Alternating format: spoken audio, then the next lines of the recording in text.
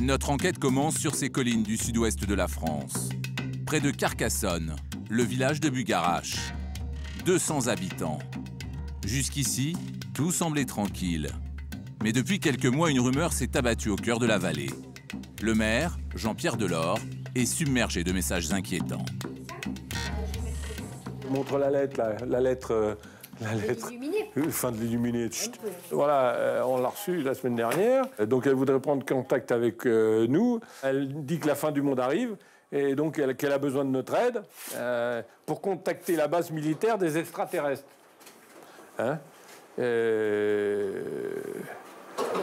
Ça va pas. Et donc elle dit que c'est la fin et je voudrais un contact avec vous et les extraterrestres. Elle répète. Voilà. La lettre d'une illuminée, cela prêterait à sourire. Mais des messages comme celui-ci, le maire en a reçu des dizaines. Et aujourd'hui encore, il en a plein son répondeur. Mairie de Bugarache, bonjour. Oui, bonjour, sans me déranger. Je vous appelle pour savoir si une abri anti-atomique était créé à Bugarache pour la fin du monde. Je vous rappellerai demain. Merci. Des messages, des courriers parfois accompagnés de photos encore plus surprenantes. C'est quelque chose, hein. Un engin qui pourrait être le fait des extraterrestres. Je me suis incapable de dire si elle est authentique ou si c'est un montage. Hein. Je ne sais pas du tout. Hein. Au cœur de ces messages plus ou moins farfelus, une peur, celle de la fin du monde. Quel est le rapport entre Bugarache et l'apocalypse? Comment ce petit village s'est-il retrouvé au centre des rumeurs les plus folles? Tout commence sur Internet, avec le calendrier d'une civilisation disparue au Xe siècle, les Mayas. Ce calendrier prend fin en 2012. Très vite, des amateurs d'ésotérisme l'interprètent comme étant l'annonce de la fin du monde. Hollywood s'empare de la légende et en fait un film catastrophe. Puis tout s'enchaîne, livres, conférences, théories fumeuses.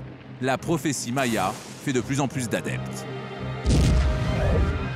Ces croyances sont alimentées par les récentes catastrophes naturelles. Tremblements de terre, tsunamis, autant de signes pour les millions de gens persuadés que la fin du monde aura lieu le 21 décembre 2012.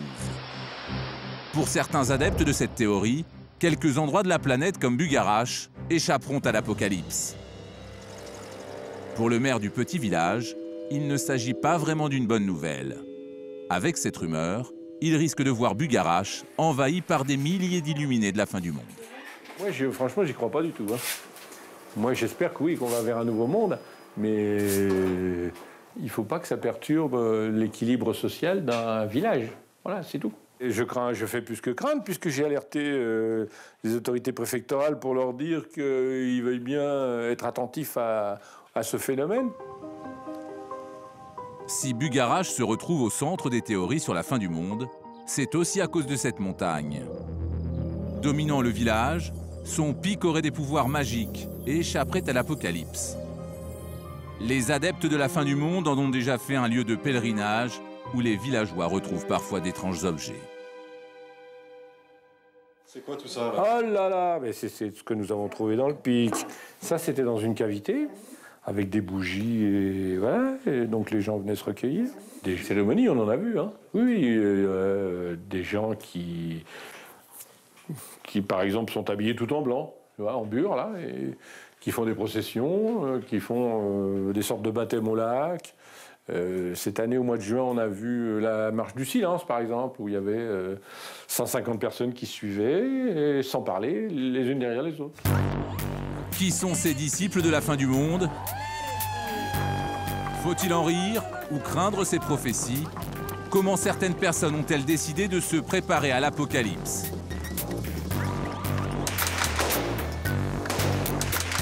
Aux États-Unis et en France, les commandements dictés par certains guides spirituels sont-ils dangereux pour la société? Nous partirons à la rencontre de ces marchands de l'apocalypse qui profitent de la prophétie pour s'enrichir. Jusqu'où certains sont-ils prêts à aller? Vous n'êtes pas au bout de vos surprises. Retour à Bugarache, dans les Corbières, sur les flancs de la montagne soi-disant sacrée. Ouais, là l'espace est magnifique, hein? Magnifique.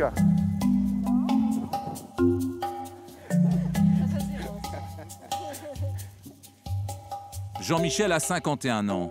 Ce matin, il fait 4 heures de route avec sa femme et ses amis pour réaliser cette promenade purificatrice. Car il prend très au sérieux la théorie apocalyptique. Il y a un risque, oui, il y a un risque de catastrophe. S'il y a un enchaînement d'événements qui convergent au même moment, ça peut amener un nombre assez important de personnes qui vont être confrontées à des risques majeurs, avec une diminution des populations mondiales. Il peut y avoir, comme dans tout événement de crise majeure, dans une guerre, il y a des millions de morts, dans un cataclysme volcanique, il y a des milliers de morts aussi. Maintenant, savoir combien il va y avoir de morts, on ne sait pas. Mais le processus a déjà commencé. Ancien professeur de physique, Jean-Michel a arrêté de travailler il y a plusieurs années pour se consacrer à l'étude de la fin du monde. Et pour cela, il organise des sorties près de la colline sacrée de Bugarache. Donc il faut couper par là, il faut monter par là. Et là, il y a un passage qui se fait à ce niveau-là. Une randonnée particulière avec un objectif clair, sauver le monde. Arrivé sur la colline, une étrange cérémonie commence. Première étape, trouver ce qu'il appelle un point d'énergie naturelle pour entrer en contact avec les esprits de la montagne. On va essayer de ressentir un endroit où l'énergie est plus forte, tranquillement. Ben ici, là, par ici, là, par exemple, on va ici, on sent une bosse d'énergie là, qui ouais, un petit peu là, qui est une petite bosse. Une petite planche de bois, quelques pierres et des cristaux sur le sol. C'est avec cela que Jean-Michel espère convoquer les esprits et sauver la Terre de la destruction. On va se mettre en triangle comme ça. Hein, tu peux te mettre là si tu veux. Voilà. Et on va simplement rester là et on va se focaliser sur la beauté du lieu, sur la beauté, avoir des bons sentiments, se mettre au niveau du cœur. Et on peut aussi s'aider en respirant, simplement on respire. On va émettre des sons et ces sons vont harmoniser le lieu. La cérémonie va durer une demi-heure. Les participants sont censés communiquer avec la Terre et apaiser sa colère.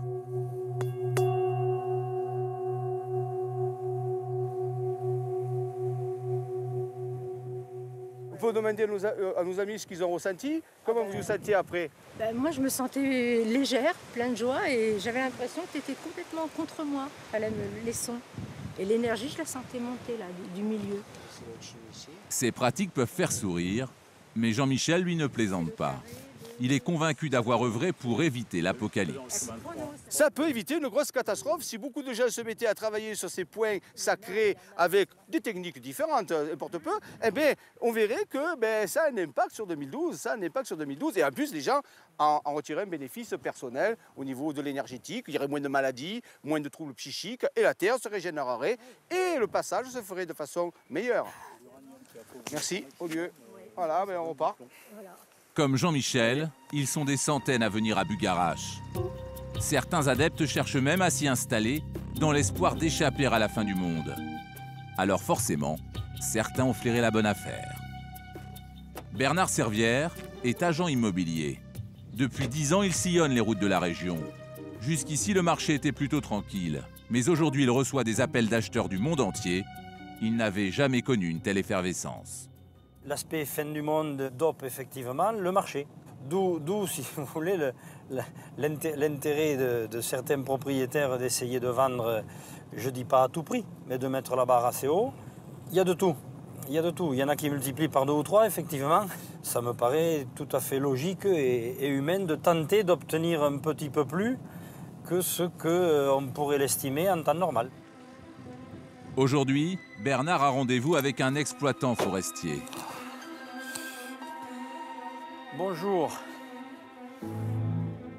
Dominique aimerait vendre son terrain situé à Bugarache. Disons, moi j'ai cette propriété qui fait 40 hectares. D'accord, la colline là. En fait, ça va derrière, ça repasse là-haut, ça va derrière. Il y a quelques prairies ou c'est quasiment tout de l'eau? Et voilà à quoi ressemble son terrain. Des bois à perte de vue et une vieille bergerie en ruine. C'est du 40 mètres carrés, c'est à peu près? Oh, plus. Plus? Pas loin de 70. 70 tant que ça? Une maison pas vraiment en bon état, mais pour Dominique, c'est le moment d'en profiter. Son terrain est estimé à 500 000 €, mais lui a décidé de le vendre le double, 1 million d'euros. Je l'ai mis un peu plus cher parce qu'il y a cette folie de Bugarache là. Bon, je vais essayer de profiter un peu plus, si vous voulez, de mon bien si je peux, quoi. C'est une bonne affaire pour vous, la fin du monde. Peut-être que ce sera une bonne affaire, oui, il faut voir la fin du monde. Dans le petit village de Bugarache, les agriculteurs commencent à avoir des étoiles plein les yeux. Il faut dire qu'ici, certains terrains sont partis à prix d'or.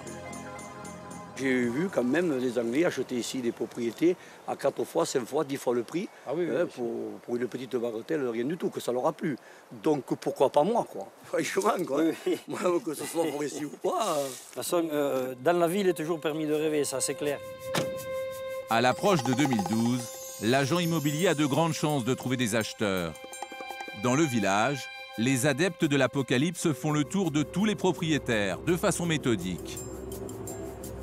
Certains sont très intéressés par cette ferme et ses 25 hectares de champs proposés à 470 000 €. Elle appartient à Michel, un agriculteur, qui a vu défiler quelques illuminés chez lui. Ici, il y en a partout. Il y a des gens qui souhaitent être près du pic par rapport aux énergies, etc. Certains pensent que s'ils sont là, ils vont survivre, quoi. Si Michel est souvent sollicité pour cette petite maison qui ne paye pas de mine, c'est qu'elle a un atout majeur. Une vue imprenable sur la fameuse montagne. Pour quelqu'un qui veut venir exercer une activité ésotérique, on va dire, il n'y a absolument aucun souci. Effectivement, c'est le plus, c'est de pouvoir regarder, d'avoir le pic en direct. Quand tu vois ça, les gens, qu'est-ce qu'ils... Ah ben ils sont émerveillés. Ils sont émerveillés. Ils me demandent même pourquoi je veux partir. Mais moi, je leur réponds simplement que si je dois survivre ici, en 2012, avec 300 000 personnes, je préfère mourir tout seul en ma famille. Je peux pas vous dire mieux, quoi. Voilà. Si ça va être vrai, je veux pas les voir se manger entre eux. Ici, bon sens paysan oblige, on croit davantage aux bonnes affaires qu'à la fin du monde. Et on a du mal à prendre au sérieux les projets des adeptes de l'apocalypse. Bon, ce sont des gens, moi je dirais différents, farfelus, oui. Histoire de bunker. Oui, voilà, oui, les bunkers, oui, effectivement. Il y a effectivement des personnes qui veulent construire des bunkers donc de façon à se protéger de on ne sait quoi. D'autres, ce sont des yourtes, mais ça me paraît un peu moins farfelu, ou des chalets bois. Tout ça, c'est de la construction écolo, si vous voulez. Le farfelu, effectivement, ça peut être la construction de bunkers. Parce que si la fin du monde doit intervenir, il faudra que les murs du bunker soient très, très, très, très, très épais. Mais derrière ces projets étranges se cachent parfois des adeptes qui ont décidé de se lancer dans le business de la fin du monde. Car l'apocalypse, cela peut rapporter gros. Ces hommes et ces femmes d'affaires n'aiment pas les journalistes. C'est pourquoi nous utilisons une caméra cachée pour la suite de notre enquête. À quelques kilomètres de Bugarache, nous nous rendons chez un certain Joseph. Bonjour. Joseph a flairé le bon filon. 2012, il en a fait son gagne-pain. Ce commerçant d'un nouveau genre a transformé sa maison en boutique ésotérique. À l'intérieur, il vend les fameux cristaux utilisés par les randonneurs sur le pic de Bugarache. Le cristal, c'est vraiment l'outil magique. Tu veux nettoyer ta pomme, tu veux donner de l'énergie à ton chat, tu veux réénergétiser ton corps, voilà, ce que tu veux. Plus tu prends un gros cristal, plus ça va être cher, parce que c'est lourd, parce que après, normalement, plus il est transparent, plus il est cher. Voilà, après si tu veux ça coûte combien, tu peux avoir celui-là 52. Mais ce qui rapporte le plus à Joseph, ce sont les stages qu'il organise pour préparer les adeptes à survivre à la fin du monde. Car d'après lui, seuls ceux qui auront purifié leur âme auront une chance de s'en sortir. Tu aides les gens, toi, à se préparer à 2012 ? Ah bah oui, c'est ça, c'est ce que je fais. Quand tu parles de stage, il consiste en quoi ? Alors, je propose 2 jours de conscience du cristal. Donc là, en 2 jours, on dénoue, si tu veux, il y a des nœuds dans l'âme, liés aux vies qu'on a eues, aux agressions, aux souffrances, à tout ça. Et là, lors des soins, avec les cristaux, le son, le verbe, ting, ting, ting, ting, ting, tout se dénoue. Et après, on fait des stages de 7 jours dans la région, où on va découvrir ou redécouvrir les lieux, méditer, utiliser des cristaux, connecter avec les fées, faire des petites baignades par-ci par-là, aller voir des temples naturels, aller voir des églises, des châteaux. Ces stages de 7 jours coûtent 650 €, repas et logement non compris. Une affaire très rentable. Et même si cela peut ressembler à un attrape-nigo, cela n'a rien d'illégal. Si Joseph a créé un petit commerce local, d'autres sont à la tête d'un business à beaucoup plus grande échelle. C'est le cas de Gilles Cinquin, la star des stages de préparation à la fin du monde. À bord de son camping-car, il sillonne tout le pays avec sa compagne pour prodiguer ses méthodes. On peut dire que ça fait au moins 3 fois, au moins 4 fois même, que je fais le Tour de France. Nathalie, ça fait 2 fois hein, qu'on fait le Tour de France, oui. Parce que même il y a des périodes où j'étais carrément 3 mois sans revenir à la maison, quoi. Ah, c'était ma maison, le camping-car. Ce jour-là, Gilles Cinquin se rend à Paris. Il doit y tenir une conférence. Le thème, se préparer pour la fin du monde en 2012. Il en a même écrit un livre, un best-seller des librairies ésotériques. Une performance pour un écrivain qui a commencé sa carrière comme plombier. C'est vrai que je suis un autodidacte, j'ai fait aucune étude, je fais encore des fautes, mais tout le monde me pardonne. Si je fais une dédicace et qu'il y a une faute dedans, c'est le cœur qui fonctionne avant tout. Les personnes donc vont pas être là en train de regarder, il a fait une faute. Tout le monde sait que je fais des fautes aussi de diction à mes conférences, mais comme l'amour est là, ça passe. Ce soir-là, la salle est pleine. 70 personnes venues écouter ses théories. Sa méthode pour conquérir l'auditoire, relier les problèmes du quotidien à l'imminence de la fin du monde. En clair, si vous n'allez pas bien, c'est à cause du grand chambardement à venir. Vous avez pu remarquer pour certains les douleurs. Vous avez pu remarquer depuis novembre qu'on les avait au ventre. Hein? Alors depuis novembre, flatulence, douleur, c'est un petit peu pour paraphraser un peu le Christ quand il disait eh bien, quand vous verrez les douleurs, vous aurez les douleurs de l'enfantement, vous saurez que le temps arrive. Et en aparté, il met en garde les sceptiques. Ceux qui négligeraient ces théories avant l'apocalypse risquent des maladies encore plus graves. Surtout, les gens, je dirais, actuellement, sont de plus en plus malades. Il y a de plus en plus de cancers, du sein, des choses comme ça qui se développent. Des problèmes hormonaux aussi. Complètement. Il y a de plus en plus de...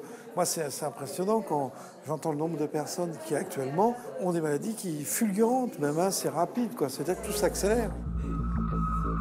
À 10 € par entrée, la soirée a été bonne pour Gilles Cinquin. Mais ce n'est que la première étape de son business. À la fin de la conférence, les participants sont conquis. Il les invite alors à s'inscrire à ces fameux stages de préparation à 2012. En quelques minutes, il affiche complet. Inscrivez-vous parce que si t'en as qui se décommandent, tu peux en avoir qui se décommandent. Ça arrive toujours sur les 3 jours. Objectif rempli pour Gilles Cinquin. La méthode est bien rodée. Les clients sont convaincus. Il y a un changement qui doit s'opérer en nous. Il y a un travail à faire. Je suis ces phénomènes depuis pas mal de temps. Et je suis absolument persuadé que ça va se généraliser. Tous ceux qui ne le savent pas encore apprendront très très rapidement. Quelques jours plus tard, je me rappelle de cette route-là. Nous retrouvons notre prêcheur de l'Apocalypse. Il se rend à Clermont-Ferrand pour animer l'un de ses fameux stages. Sur le parking de l'hôtel, des fans l'attendent avec impatience. Alors, as-tu atteint l'illumination depuis le temps Ça vient. Ça vient. Bon, c'est super. 30 personnes ont répondu présent. Ils ont tous payé 70 € la journée. Cette fois, c'est plus cher, car il n'est plus question de théorie, mais de pratique. Et son arme secrète pour survivre à 2012, c'est tout simplement la méditation. Vous pouvez employer la respiration neutralisante au départ. 5 inspire-expire, 5 inspire-bref, 5 inspire-expire. La méthode de Gilles Cinquin, c'est donc cela. de simples respirations et expirations, du silence, des petits reniflements et de la méditation pendant des heures. Une petite entreprise qui ne s'arrête jamais. Au même moment, sur le parking, sa compagne propose des consultations privées dans leur camping-car. Tu veux qu'on travaille sur quelque chose de spécifique ou tu veux qu'on laisse en tous les cas la connexion se faire bon. Eh bien alors on y va, comme toi tu as l'habitude. Et là, c'est encore plus cher. 50 € non pas la journée, mais pour 1 heure. 1 heure de respiration en silence. Ce jour-là, Nathalie, sa compagne, réalisera 7 consultations. En une journée, le couple va empocher près de 2 500 €. Un joli pactole. Et ce serait comme ça 3 fois par semaine. De quoi voir venir si d'aventure la fin du monde n'avait pas lieu en 2012. Gilles Cinquin lui affirme être complètement désintéressé. Si demain je dois me retrouver dans une autre situation, je le ferai avec la même conscience et le même amour. Disons que ce que je ne recherche absolument pas, donc de me retrouver avec du monde, avec plein de monde dans les conférences. Si ça doit diminuer parce que on passe à autre chose, et bien on passe à autre chose. En attendant, le guide spirituel refuse de nous dévoiler combien lui rapportent ses affaires. D'après nos estimations, ces derniers temps, le couple pourrait empocher jusqu'à 30 000 € par mois.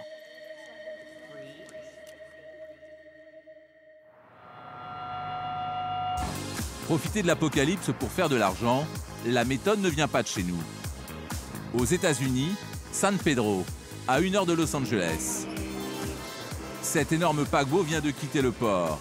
Direction le Mexique. À son bord, 4000 personnes en vacances pour 1 semaine. Piscine, jacuzzi, les touristes en maillot de bain sont aux anges. Oh mon Dieu! On est au paradis! C'est extraordinaire! Suzanne Chomsky n'est pas une passagère comme les autres. Responsable d'une agence de voyage spirituelle, elle organise une croisière très spéciale. Son thème, la fin du monde. Suzanne et sa sœur voyagent dans une suite grand luxe. Tu en penses quoi? Je trouve ça fabuleux! Moi, je trouve ça génial. Je suis vraiment fatiguée, mais ça a l'air super. Depuis 6 mois, Suzanne prépare cette croisière spéciale 2012. Sur les 4000 passagers du bateau, 250 sont venus spécialement pour elle.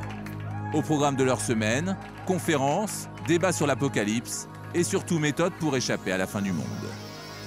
Ce matin, ces adeptes écoutent les spécialistes invités par Suzanne. Médiums, chamans, astrologues, tous sont persuadés que 2012 marquera la fin du monde. Je veux que les gens réalisent qu'il va se passer quelque chose de très grave. Il y a de l'énergie qui arrive du cosmos vers la Terre. Ça va influencer notre vie. Ça va être tellement important que le monde va complètement changer. Pour le séjour, les participants ont déboursé en moyenne 1 300 €. C'est 2 fois le prix de la croisière classique. Mais les fidèles sont prêts à tout pour se préparer au mieux à 2012. Je veux vraiment savoir ce qui va se passer. Et ici, il y a des spécialistes qui savent.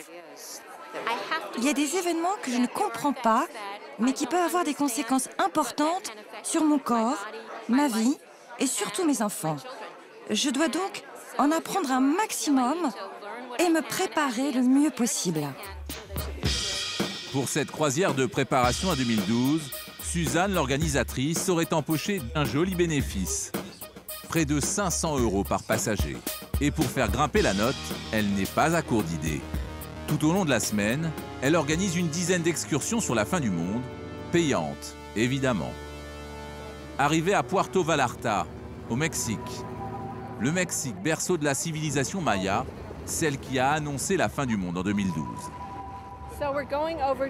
On va dans un endroit paradisiaque. Il y a un amphithéâtre avec une scène sonorisée, tout ce qu'il faut. Ça va être une très belle cérémonie. Ce matin, la croisière de l'Apocalypse va connaître son apogée. Pour 160 € la demi-journée, Suzanne leur propose une cérémonie maya. Un rituel organisé de toutes pièces, spécialement pour eux. L'organisatrice a décidé de leur en mettre plein la vue. Les fidèles vont se préparer à la fin du monde, façon Amérique centrale, avec déguisement, encens et musique. Ce qu'ils font là, c'est la cérémonie de la fumée purificatrice. Ils brûlent des herbes pour purifier nos champs d'énergie. Des herbes, des chants, des danses, censés protéger les fidèles de l'apocalypse. Ici, pas de méditation à la française, mais un spectacle hollywoodien. La préparation à la fin du monde est devenue prétexte à un show à l'américaine, avec de vagues ancêtres mayas pour figurants. Ça ne gêne personne, les participants y croient. Aujourd'hui, c'est un jour très spécial. C'est le début d'une nouvelle ère. On rentre dans une nouvelle dimension. C'est l'apocalypse maya. La cérémonie se termine, tout le monde est entré dans la danse. Les croisiéristes sont persuadés qu'ils feront partie des survivants. Suzanne a réussi son coup. L'excursion fin du monde chez les Mayas est un succès. C'est vraiment beaucoup mieux que ce que j'imaginais. Vraiment bien. C'est tellement plus beau, plus magique, tellement plus mystérieux que ce que je pensais. Je suis vraiment satisfaite de tout ça. Je pense que les participants vont adorer. Retour sur le paquebot. Grâce à cette excursion de quelques heures, Suzanne vient d'empocher 34 000 €.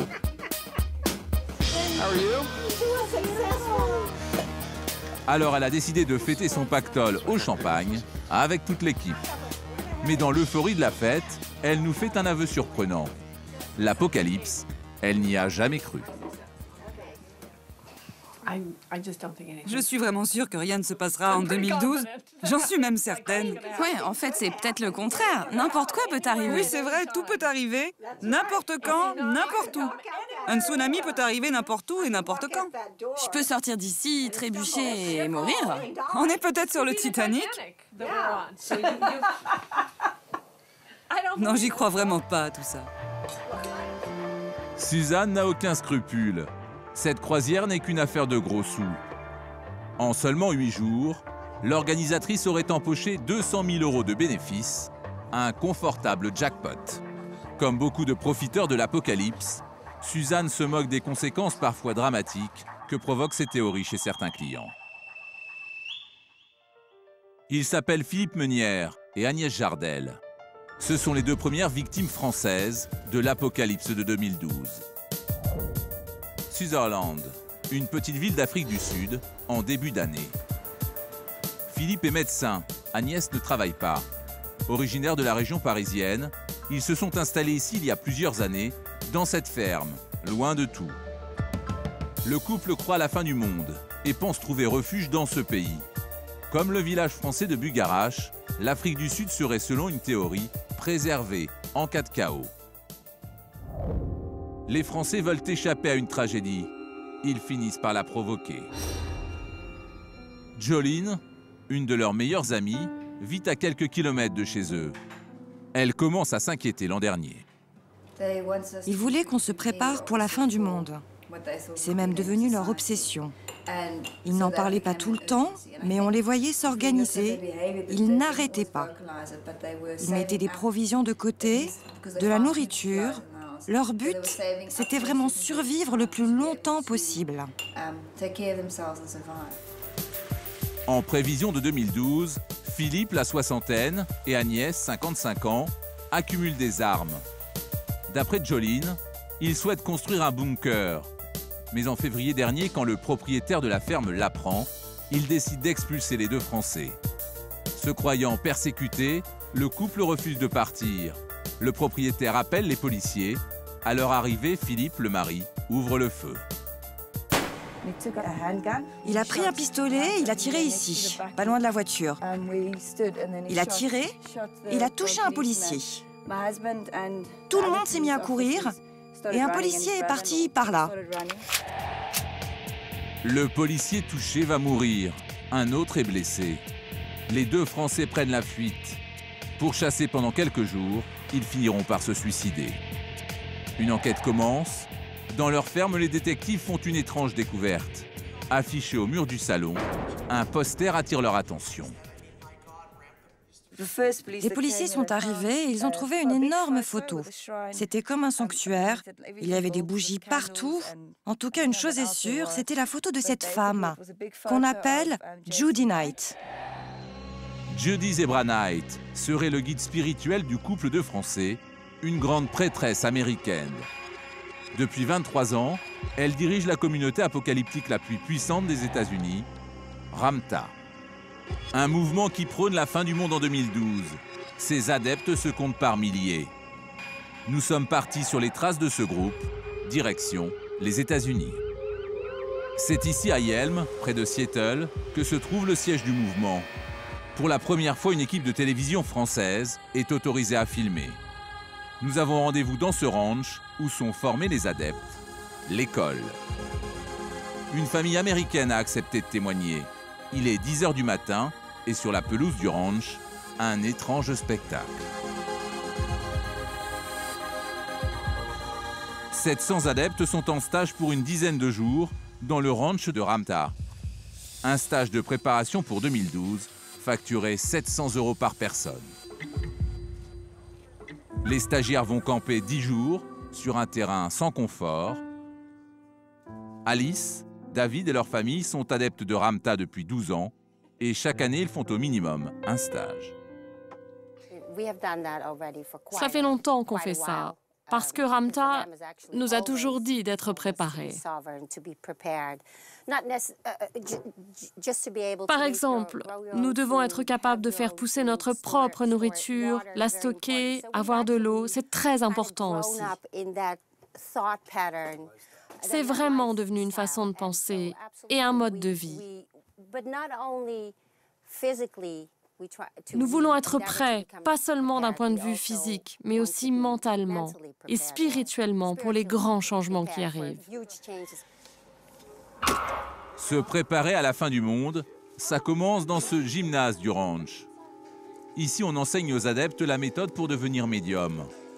Les stagiaires doivent être capables de voir ce qui va se passer dans le futur pour mieux anticiper le chaos de 2012 et y survivre. La base du business Ramtha ne coûte pas cher à l'entreprise. De la méditation certes intense, les yeux bandés, sur fond de musique lancinante.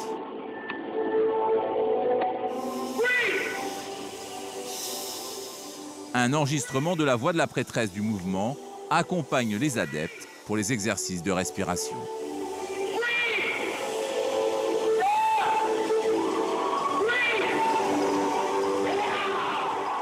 Très vite, les exercices mettent en transe certains disciples.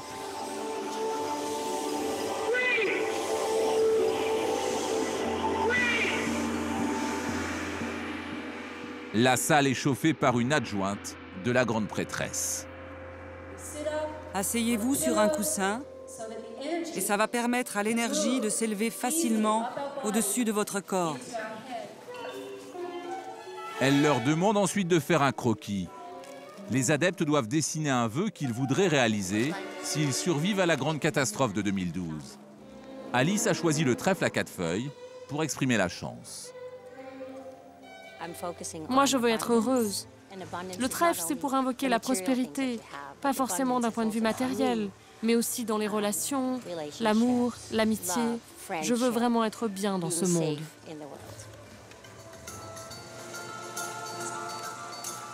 D'autres adeptes sont plus cash.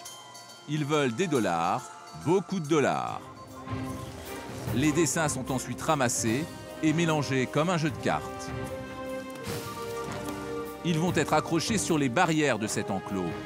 C'est le deuxième exercice du stage, beaucoup plus difficile. Chaque adepte doit retrouver son propre dessin, les yeux bandés, afin de travailler ses dons de médium. La force de l'esprit est censée guider cet entraînement. Alice et David n'ont aucun doute sur la méthode. Nous nous concentrons sur notre dessin, avec notre masque sur la tête, et ensuite, on marche, en laissant notre corps nous conduire vers le dessin. Mais ce jour-là, avec 700 dessins accrochés aux barrières, l'exercice est compliqué.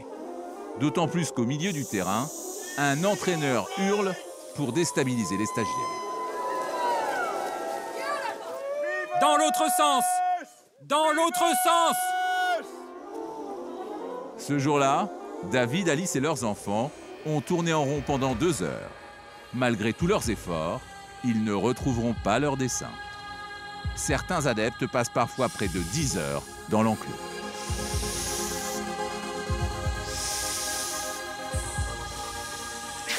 Cette stagiaire a eu plus de chance. Elle a réussi à mettre la main sur son dessin. Moi, je veux avoir un esprit brillant et surtout être saine et sauve en 2013. Ceux qui ont réussi l'épreuve, comme ces enfants, sont cités en exemple. On leur explique qu'ils seront sauvés de la fin du monde, puisqu'ils sont capables d'anticiper le grand chaos. En France, un homme suit de très près les agissements de ce mouvement. C'est un ancien juge d'instruction. Nous lui montrons nos images de Ramtha. C'est affligeant. C'est vraiment l'organisation à caractère sectaire par excellence. Il y a un effet de groupe, d'entraînement. On le voit bien à travers ces images que je découvre. Je ne les avais pas vues. L'ampleur du phénomène. Il y a quand même des centaines de personnes qui sont en train de se soumettre à toutes sortes d'exercices farfelus. On a l'impression qu'ils obéissent au doigt et à l'œil. Vous avez vu qu'il y avait des enfants? Il y a des enfants également. Vous en pensez quoi? C'est encore plus inquiétant. Retour aux États-Unis dans le ranch de Ramtha. Pour terminer la journée de stage, le mouvement organise un show spectaculaire. Blonde platine, la soixantaine, voici Judith Zebraheit. La grande prêtresse est attendue comme le Messie.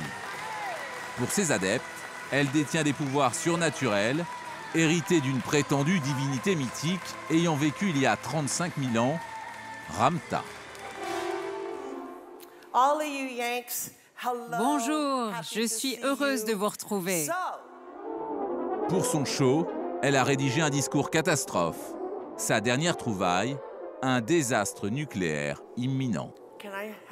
Est-ce que je peux avoir mon clip sur 2012? Je veux vous parler de mes visions pour 2012 et du calendrier Maya. J'ai vu une très grosse partie de la planète détruite. Je sais qu'une catastrophe nucléaire va arriver en Californie, mais aussi dans l'Oregon, à New York et dans le Missouri. Et ce qui va dévaster Washington, c'est la fusion des réacteurs nucléaires avec les eaux de l'océan. Et pour finir, des incendies vont réduire à néant la côte ouest des États-Unis. Et pour appuyer son discours, elle utilise des images ou des reportages sur les catastrophes naturelles récentes et les présente comme autant de signes de la fin imminente du monde. Et ces pratiques dangereuses ne sont pas les seules utilisées par Ramtha. Pour parvenir à ses fins, Judy Zebra est capable du pire. À un quart d'heure de route du ranch, un ancien adepte a décidé de dénoncer les pratiques de Ramtha. Il s'appelle David. Et d'après lui, pendant 7 ans, le mouvement l'a instrumentalisé. Il s'est coupé de tout, a quitté femme et enfants pour rejoindre la communauté. Un jour, David a réalisé qu'on l'avait dupé. Ce que je vous montre là, c'est un ancien responsable de la secte qui me l'a donné. David a récupéré des images de stage beaucoup plus dures que ce que nous avons pu filmer. Ici, des familles entières sont lâchées les yeux bandés au milieu des bois, au risque de se blesser. Parfois, les adeptes sont emmenés dans un immense labyrinthe, avec interdiction d'en sortir tant qu'ils n'ont pas trouvé l'issue. Plus c'est difficile, plus les stagiaires se disent qu'ils ne sont pas prêts pour la fin du monde.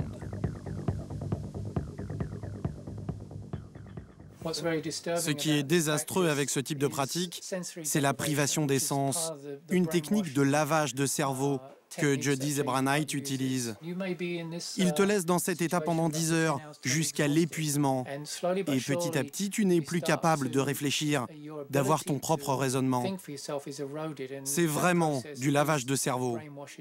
Pour moi, Judy Zebraheit est un prédateur spirituel. Pour faire passer ces méthodes jugées brutales, le soir, Ramtha organise des fiestas bien arrosées. Les adeptes se détendent. La grande prêtresse elle-même se laisse parfois aller. Des stages qui resserrent les liens entre les participants, mais les coupent du monde extérieur. Ça te rend complètement inhumain. Ça t'isole du reste de la société. Et si en plus tu rajoutes à ça le scénario de la fin du monde, on finit par croire qu'on est des élus, une race supérieure. On se dit qu'on sera les seuls survivants en charge de ce nouveau monde. Séminaires vendus à bon prix, épreuves qui rendent les adeptes captifs. Si David ne verse plus 1 centime à la communauté, les stages de Ramtha, eux, affichent toujours complet.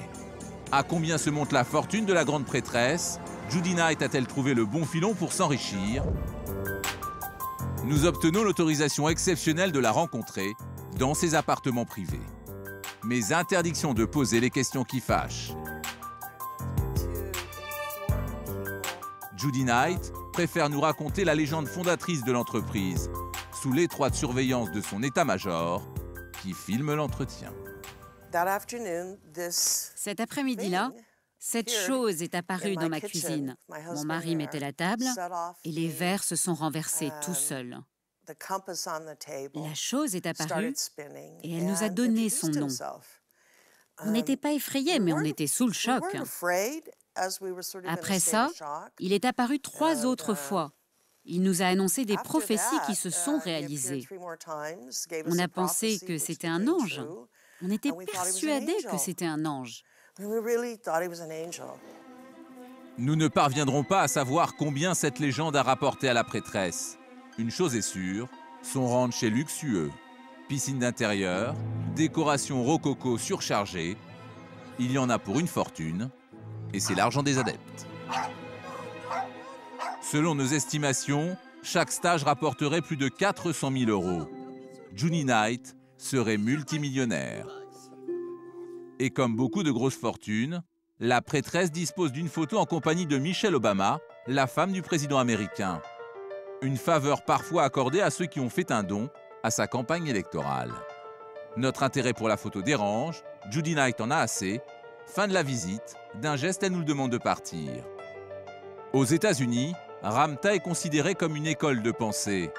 Mais en France, l'organisation inquiète les autorités. Paris, 15 juin dernier, à la mission de surveillance des dérives sectaires, un organisme qui dépend de Matignon. Chaque année, un rapport est publié, la liste des communautés à surveiller. Et cette année, l'une de celles qui inquiète le plus, c'est justement Ramtha.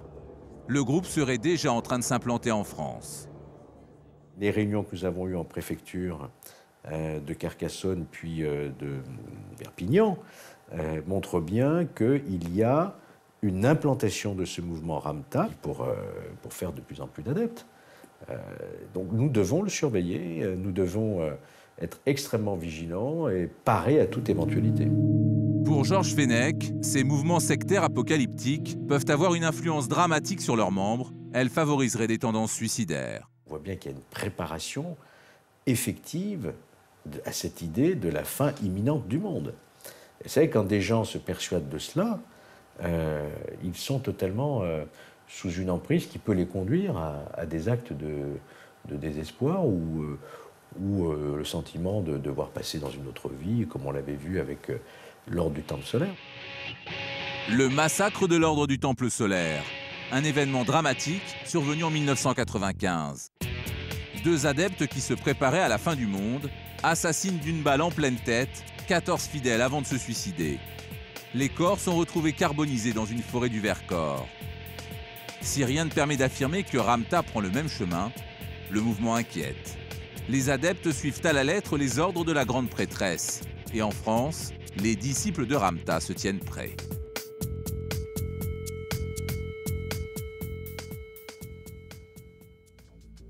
Retour dans le sud de la France, à une centaine de kilomètres de Bugarache et de sa montagne, soi-disant sacrée. C'est dans cette région qu'habite la représentante française de Ramtha. Nous l'appellerons Barbara, elle est sans profession. Barbara tient à garder l'anonymat. Ramtha France est dans le collimateur des autorités. Ce mouvement sectaire aurait une centaine d'adeptes dans notre pays. il nous enseigne la connaissance et les moyens de devenir autonome. Je sais que si demain, pour une raison ou pour une autre, il se passe un problème dans notre pays, je ne serai pas une victime à attendre que le gouvernement déploie ce qu'il peut encore déployer pour aider ses citoyens. Avec ses propres réserves, Barbara affirme avoir de quoi tenir 2 ans en cas de catastrophe. Et elle entretient ses stocks.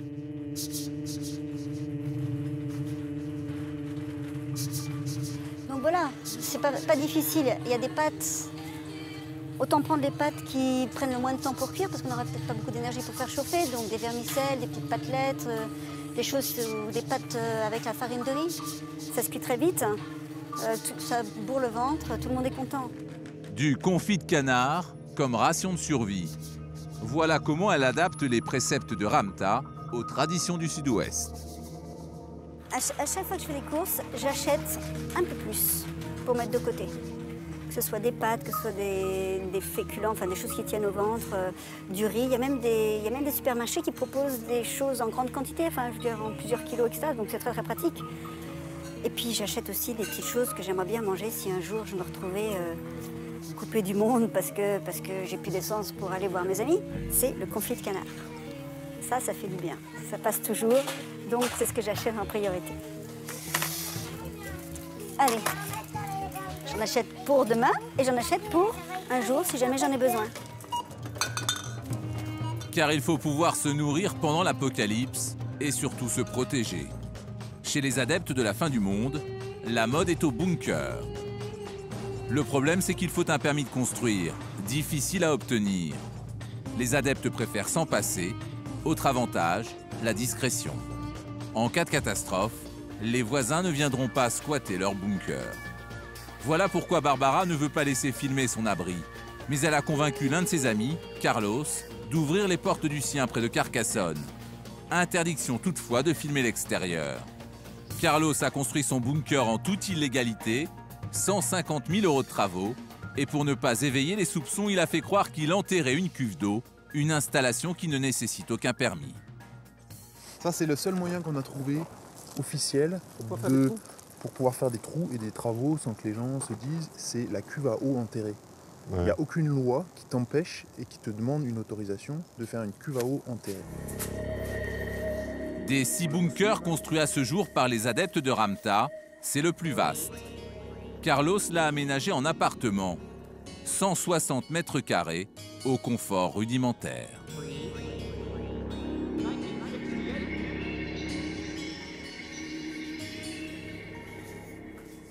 Ça, c'est le local technique de mon bunker. En même temps, c'est la cuisine. Ici, d'abord, j'ai tout l'outillage qu'il me faut. Là, c'est une eau aspirante. Là, il y a le frigo, la cuisinière. Ça, c'est le groupe électrogène diesel qui fait de l'électricité. Là, c'est la douche.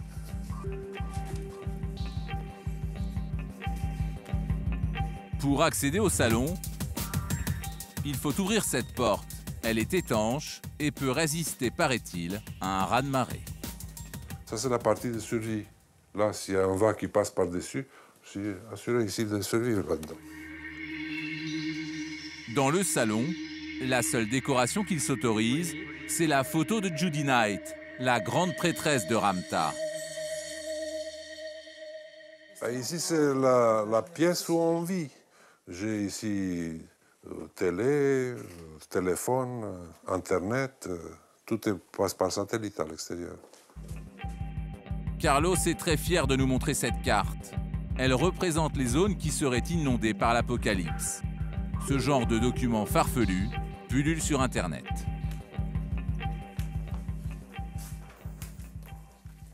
Il montre là les changements qui vont avoir lieu. Ça va bouleverser carrément toute la Terre.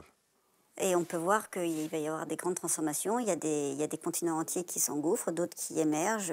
Bon, il y a des transformations, il y a des zones sécurisées, il y a des endroits où il fera à peu près bon à être pendant tous ces changements, puis d'autres où c'est dangereux. Mais on voit déjà que le Japon n'existe plus sur cette carte. Le Japon devrait disparaître. Et la France dans tout ça? Elle serait aussi submergée par les flots, sauf les Alpes, les Pyrénées et les corbières. Carlos et Barbara, la représentante de Ramta, devraient faire partie des rescapés. Ils y croient dur comme fer. Selon Ramta, on va rester 2 milliards sur la Terre. On est 7 milliards. Il semble que 5 milliards vont disparaître. C'est cruel, mais c'est vrai. C'est comme ça. En attendant la fin du monde, les adeptes de Ramta organisent leur vie d'ermite. Cet univers peut traumatiser des esprits vulnérables. Ceux qui en réchappent n'en ressortent jamais totalement indemnes, ni psychiquement, ni financièrement.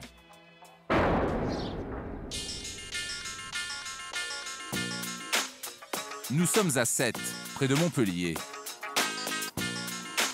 Sonia Jougla est psychologue clinicienne. Son champ d'intervention, ce sont les victimes des dérives sectaires.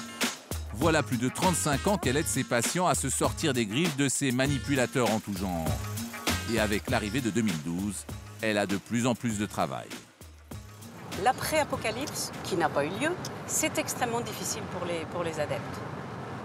Souvent, ils décompensent, parfois on les retrouve à l'hôpital psychiatrique, parfois ils osent passer la porte d'un psy et demander de l'aide. C'est une pathologie qui est exactement l'équivalent des gens qui ont pu être enfermés dans une prison ou enfermés dans un asile et qui, lorsqu'ils sortent, sont complètement paumés, complètement perdus et qui ne savent absolument pas comment se retrouver dans la vie et vivre. Ils ne savent plus vivre dans la vie normale.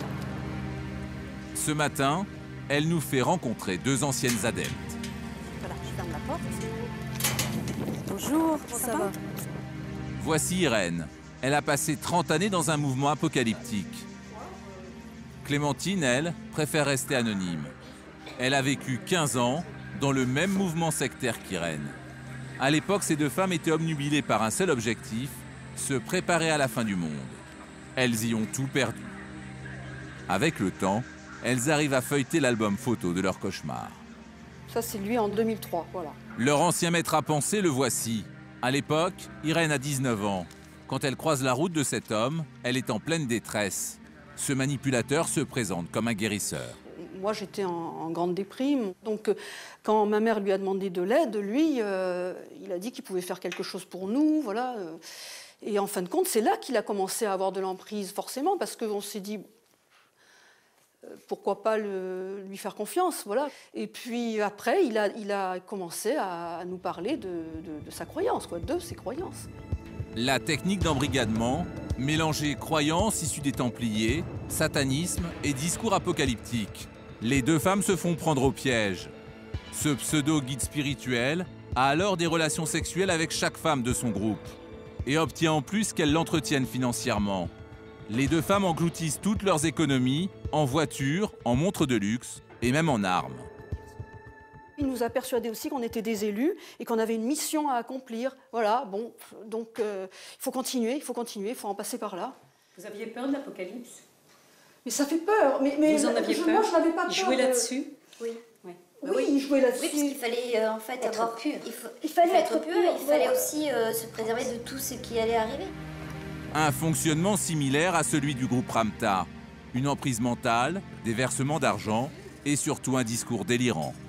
Pour couronner le tout, le maître persuade les 2 femmes qu'il est à la recherche d'un trésor destiné à sauver l'humanité. Pas n'importe où évidemment, près de la fameuse montagne de Bugarache, lieu de tous les délires. Passage obligé pour tout pèlerin de l'Apocalypse. Irène a accepté de revenir dans cet endroit qui l'a marqué à jamais. 14 ans ont passé, mais ses souvenirs sont encore très vivaces. Les anciens chemins ont beau être presque impraticables, après une demi-heure de marche, Irène arrive dans un de ces lieux de cette chasse au trésor, hallucinante. Voilà, donc ça c'est un des trous, enfin une excavation que nous avons creusée. L'entrée d'une ancienne galerie. Pendant 18 ans, à la pelle et à la dynamite, Irène a cherché son soi-disant magot au milieu de la montagne. On vivait dans une inconscience incroyable, tout simplement parce que lui, il disait, et il avait l'air persuadé du fait, qu'on était protégés par des forces divines, parce qu'on œuvrait pour sauver la Terre, en quelque sorte, quoi. C'est un résumé, hein. Un peu plus loin dans cette clairière, Irène retrouve l'ancien campement dans lequel elle a vécu avec les autres adeptes.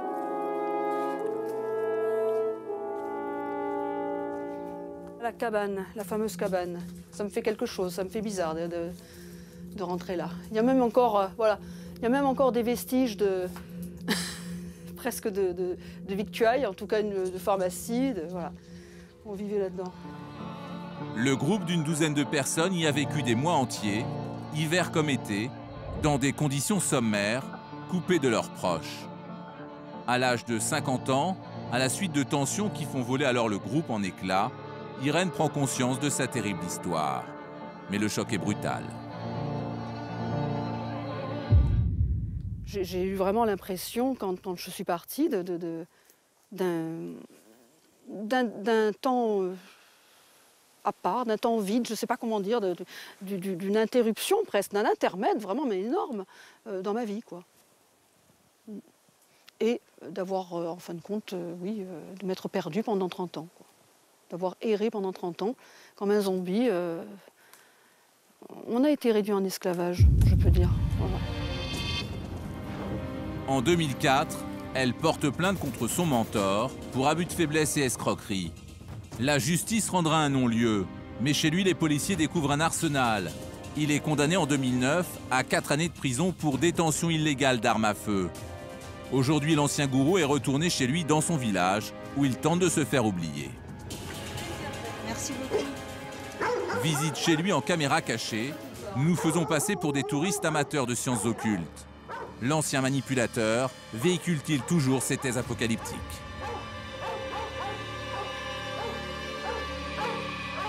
La conversation s'installe et une vingtaine de minutes plus tard, le voilà parti dans un grand délire. En tous les cas, la Terre, elle se fait à chatte. Vous avez vu, tremblement de terre, marée, etc. Moi, je crois que la seule apocalypse qu'il y aura, c'est celle qui va se déchaîner à cause de nous. Quand vous voyez les centrales atomiques, il suffit qu'il en pète une en France. C'est l'apocalypse, ça va être dangereux, ceci dit. Il vaut mieux avoir un flingue. Hein. Si vous êtes dans une ville, ça va être affreux. C'est-à-dire tous les voyous, s'il n'y a plus de police ni rien, qu'est-ce qui va se passer? Il y a eu des simulations qui ont été faites là-dessus. Hein. Il y en a que c'est le bordel, d'abord les flics ils penseront à leur famille. On pensait à la vôtre, et à vous. Mais ensuite, l'armée va s'emplier sur elle-même, va se bunkériser, et les gens seront à la merci de n'importe qui. Et ça, on ne vous le dit pas à la télé. Ces pensées inquiétantes ne l'ont donc pas quitté. Selon nos informations, il aurait toujours quelques adeptes. Aux États-Unis, la fin du monde pour certains n'est pas une théorie, mais une certitude. Alors mieux vaut se préparer. Nous sommes à Phoenix, en Arizona. Dennis, sa femme Danielle et ses 2 enfants s'entraînent depuis des mois pour survivre à 2012. On les appelle les survivalistes. Leur vie est bien réglée. Tous les week-ends au programme, visite à l'armurerie du coin. Qu'est-ce que je peux faire pour vous? On voudrait s'exercer au stand de tir, ma femme et moi. D'accord. Dennis en est certain. Le 21 décembre 2012, ce sera le chaos. Il faudra se battre pour survivre. Alors il prend ses précautions. Je pense qu'il est très important de savoir manier les armes à feu pour se protéger en cas de catastrophe. Surtout qu'ici, tout le monde est armé. Alors, t'as mis dans le mille?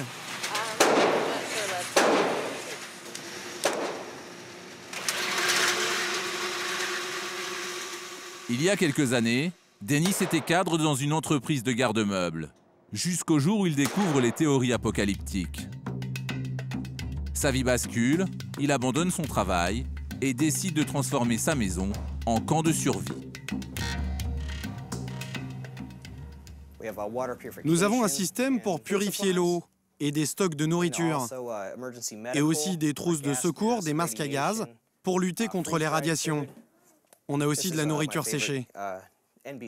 Ça, c'est mon masque préféré. Il protège des attaques nucléaires, biologiques et chimiques. En cas d'incendie, c'est vital pour ne pas respirer la fumée.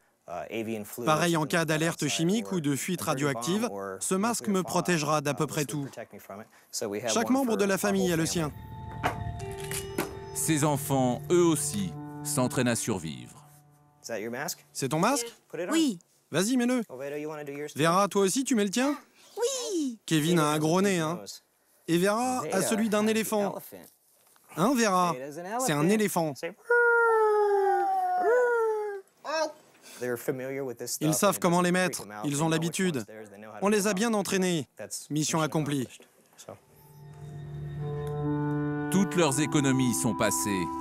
Et le plus surprenant est à l'extérieur. Sous cette grande bâche se trouvait la piscine de la famille. Dennis en a fait un jardin potager pour nourrir sa femme et ses enfants si les denrées venaient à manquer après la destruction du monde. Ce qu'on a fait, c'est qu'on a transformé la piscine en une sorte de serre. Et dedans, on a installé un jardin suspendu. On a des légumes fabuleux qui poussent toute l'année. En plus, ça demande beaucoup moins d'énergie. On utilise 90% d'eau en moins que dans une ferme classique. Ce jardin, c'est un élément essentiel pour assurer notre survie. Dennis a tout prévu pour le jour J. Il compte s'installer dans ces montagnes, à 2 heures de route. Ultime rempart face au désastre, pense-t-il. Ici, c'est un abri naturel. C'est là que nous irons si le pire des scénarios arrive. C'est un endroit parfait s'il pleut ou s'il neige, par exemple. Son abri anti-apocalypse, ce sera cette simple grotte. La famille s'y rend toutes les semaines. Ça amuse beaucoup son fils, un peu moins la petite dernière. N'aie pas peur. Papa et Kevin sont déjà dedans, tu vois bien. Oh, elle a peur. La grotte est devenue le terrain d'entraînement de la famille. Ramène les plus grosses pierres que tu trouves. On va faire un cercle avec et on va y faire du feu. Au programme aujourd'hui, comment allumer un feu sans briquet ni allumettes. Les anciens utilisaient le silex, les survivalistes, eux, ont opté pour le magnésium. Ça tient dans la main, je l'ai tout le temps dans la poche. Ça ne risque pas d'exploser. Ça va durer longtemps et en plus on pourra faire du feu même quand ce sera humide. Théoriquement, ça marche, mais visiblement, Dennis n'a pas encore la technique. Allez, allez, allez. C'est pas facile. On fait ce qu'on peut. C'est pour ça qu'on doit s'entraîner. Plus on y passera de temps, meilleur on sera. S'il ne gagne pas la guerre du feu en 2012, Dennis pourra se rabattre sur un autre gadget qui fait fureur chez les adeptes de l'apocalypse. Ce four solaire, acheté 100 € en grande surface. On peut faire cuire ce qu'on veut avec. Si on attrape un lapin, un oiseau, tout ce qui sera comestible. En plus, un four comme ça, c'est solide. Ça peut durer une vingtaine d'années. 1 heure plus tard, le repas est enfin servi. Dennis est ravi. Il est presque prêt pour 2012. Reste à espérer que ce jour-là, il fasse beau. Mais pour survivre à l'apocalypse, d'autres voient les choses en beaucoup, beaucoup plus grand. Direction le Kansas, à 18 heures de route. Voici Larry, un autre survivaliste, mais dans la catégorie homme d'affaires. Cet ancien informaticien a cassé sa tirelire il y a 3 ans pour faire une acquisition hors norme. Il s'est offert une ancienne base militaire pour 180 000 €. Vu de l'extérieur, un simple terrain vague, mais sous terre, un dédale de galeries et de salles. L'armée américaine y stockait des missiles nucléaires.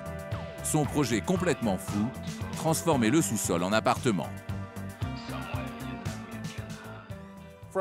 Là où nous sommes, sous cette dalle, c'est la base de lancement des missiles. Il y a 60 mètres de profondeur.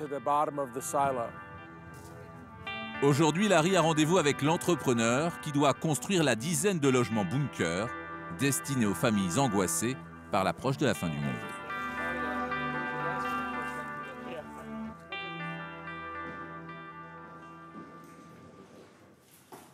Regardez le poids de cette porte en acier.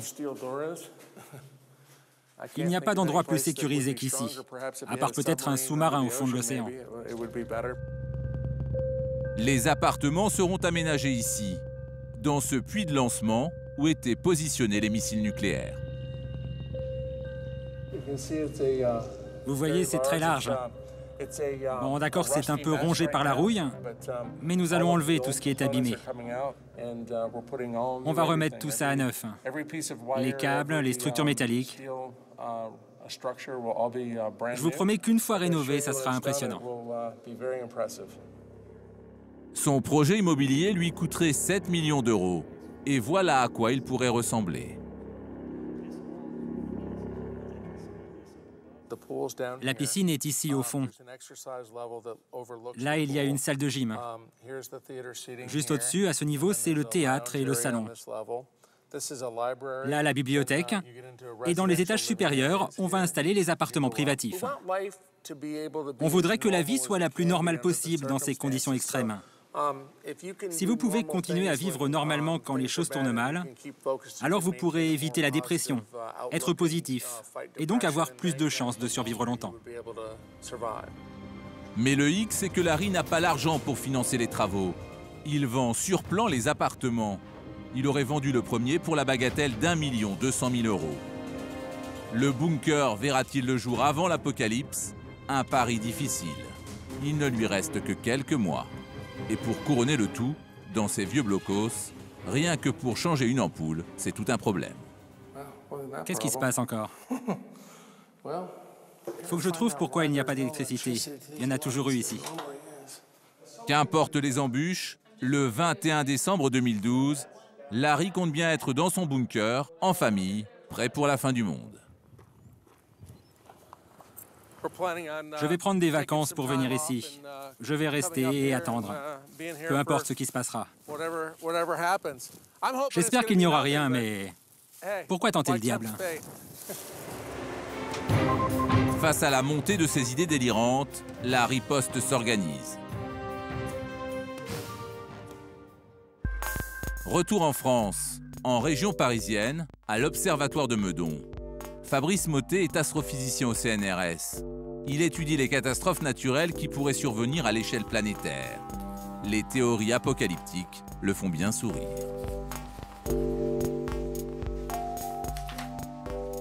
Il n'y a rien qui indique qu'il se passera quelque chose de spécial à l'échelle planétaire en 2012. Il n'y a pas plus de tremblements de terre maintenant qu'il y en avait avant. Par contre, on en est mieux informé. Puis c'est effectivement le fait qu'on en parle beaucoup, c'est inquiétant. C'est inquiétant. Avant, quand il y avait un tremblement de terre en Iran, en Turquie ou au Japon, on le savait des semaines après, et puis de toute façon, on ne savait pas trop comment vivaient les gens là-bas. Maintenant, 1 heure après, on a des images. Ça change tout. Pour lutter contre ces peurs irrationnelles, son arme, c'est la parole, et sa cible, les adolescents. Un public facilement influençable par les discours sectaires. Ce matin, il est au lycée de Palaiseau. À ses côtés, Didier Jamet, un journaliste scientifique.